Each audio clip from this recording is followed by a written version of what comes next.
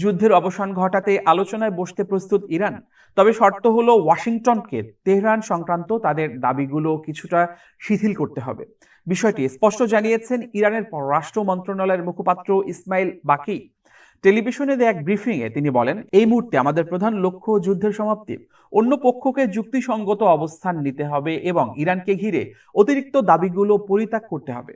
গত ৮ এপ্রিল যুদ্ধবিরতি কার্যকর হওয়ার পর থেকে কূটনৈতিক প্রচেষ্টা প্রায় স্থবির হয়ে আছে। এখন পর্যন্ত সরাসরি মাত্র এক দফা আলোচনা হয়েছে। এই উত্তেজনার কেন্দ্রে রয়েছে হরমুজ প্রণালী। গত ২৮ ফেব্রুয়ারি যুক্তরাষ্ট্র ও ইসরায়েলের হামলার পর ইরান এই গুরুত্বপূর্ণ জলপথের উপর কঠোর নিয়ন্ত্রণ বজায় রেখেছে, যার ফলে বৈশ্বিক তেল, গ্যাস ও সার সরবরাহে বিঘ্ন ঘটেছে।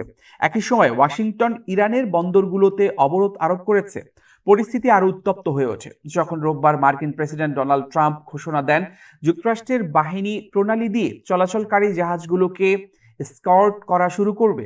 এর জবাবে ইরানের সামরিক বাহিনী সম্ভাব্য পাল্টা পদক্ষেপের সতর্কতা দিয়েছে।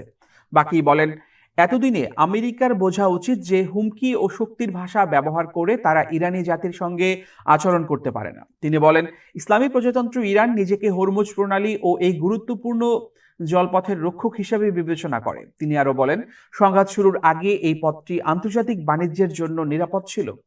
ইসরায়েলকে ইঙ্গিত করে তিনি বলেন, এই জলপথে অস্থিরতা সৃষ্টি এবং বিশ্বজুড়ে যে সমস্যার সৃষ্টি হয়েছে তার জন্য যুক্তরাষ্ট্র ও জায়নিস্ট শাসনকে আন্তর্জাতিক সম্প্রদায়ের জবাবদিহিতার আওতায় আনতে হবে। ট্রাম্পের স্কট পরিকল্পনা ঘোষণার আগেই বাকি রাষ্ট্রীয় টেলিভিশনে জানান, যুদ্ধের অবসানকে কেন্দ্র করে তেহরান ১৪ দফার একটি প্রস্তাব দিয়েছিল এবং পাকিস্তানের মধ্যস্থতায় যুক্তরাষ্ট্র এর জবাব দিয়েছে।